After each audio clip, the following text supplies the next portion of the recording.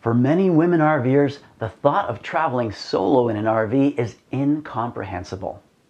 Jennifer is a 73-year-old single female who has traveled all over the US and Canada for the past 15 years. For her, it means freedom and flexibility, providing a break from her normal routine, doing what she wants to do and when she wants to do it, without having to accommodate someone else's interests or schedule. Welcome to Snowbirds and RV Travelers, the weekly show for RV enthusiasts, where we talk about parks, activities, travel tips, trends, reviews, and the latest news affecting your RV experience. For more content and guest opportunities, head over to rvpodcast.com. That's rvpodcast.com. Visiting new destinations with all the comforts of home, experiencing nature, and meeting people along the way is a wonderful way to travel. However, one of the most frequent questions she is asked about RVing solo is, aren't you afraid? While there is both a long and short answer to that question, here are some suggestions on how not to be intimidated and become more confident and comfortable while traveling solo in an RV. Firstly, be prepared. Make sure you purchase an RV that is designed for your needs and comfort level. You may even want to rent several different models before buying one to see what class you prefer, and most importantly, if the RV lifestyle is right for you.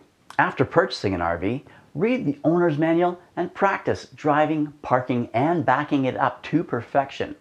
Online groups and forums are great sources of information to learn about various driving tips and the number of different RV systems.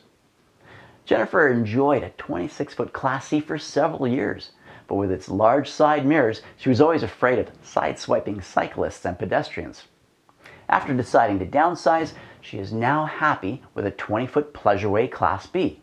It's not much larger than a big SUV, and she can practically go anywhere without worrying about heights, widths, or accessing remote campgrounds or narrow rural roads. While it is a personal choice, she would never travel solo with a trailer, fifth wheel, or a truck camper. She prefers the time savings that a Class B affords arriving or leaving an RV park. Before leaving for any trip, get your RV or tow vehicle, if you own a trailer, serviced at least 1 week before departing. In the event that repairs are needed, there will be plenty of time to get them fixed. You also may want to take it to an RV service center to have interior systems checked, including refrigeration, heating, power outlets, and water systems.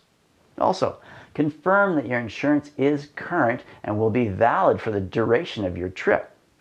It's just as important to register for an emergency roadside service assistance plan. Programs like RV Care and the one offered by the Explorer RV Club are great choices.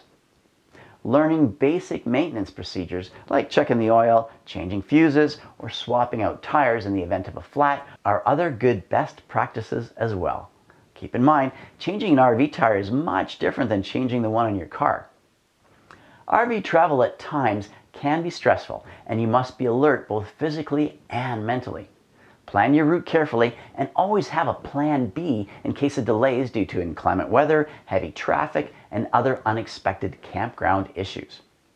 Typically plan 3 possible stopovers, such as highway rest stops, casinos that allow overnight stays, or local campgrounds. If you stay at a rest area or somewhere like a Walmart, always park under a light, near a security camera, and close to other overnighters. It's okay to avoid staying somewhere that just doesn't feel right. To make longer trips a little easier, never drive more than 500 kilometers per day, and stop every hour or so to stretch your legs and let your dog out if you have one. By limiting your distance, you will usually have plenty of time to get where you're going before it gets dark. Also, avoid traveling on long weekends or holidays. Tips for staying safe include always place your car keys in the same accessible area.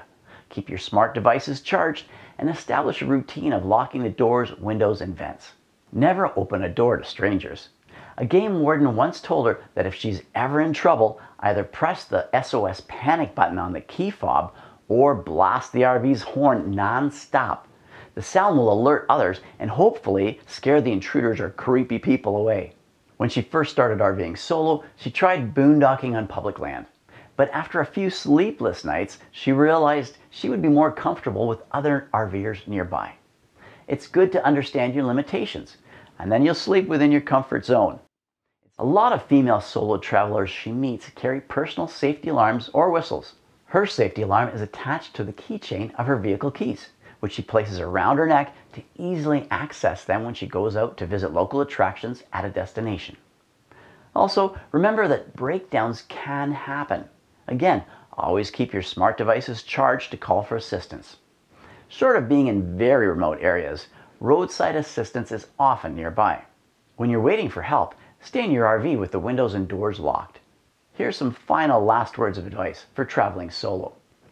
When you're traveling, it's a good idea to stay connected with loved ones and consider checking in regularly so they know where you are and where your destination is. Should something go wrong or you're delayed, they can track your travels and raise an alarm if they haven't heard from you on a certain day or time.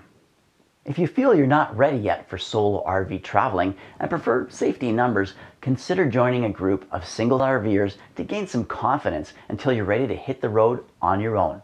One good example is RVing Women, which is a premier organization for females interested in the RVing lifestyle. The association hosts chapter and national rallies, exclusive tours, and caravans, as well as scheduled seminars and conventions. It has several chapters in the US and Canada, and even a designated chapter for female solo RVers. Better yet, start your adventures with shorter trips closer to home to get familiar with spending time on the road and the RV lifestyle. This is another essential way of learning how to travel solo and confidently experience beautiful destinations across Canada and beyond. Here are some bonus tips from Jennifer. Be well equipped before a trip and always have the following packed in the RV. A first aid kit. Accidents happen, and a stocked first aid kit can remedy an injury on the spot or stabilize it until you seek medical assistance. You can even have one for your dog. Don't forget to carry various over-the-counter medications. Extra cash.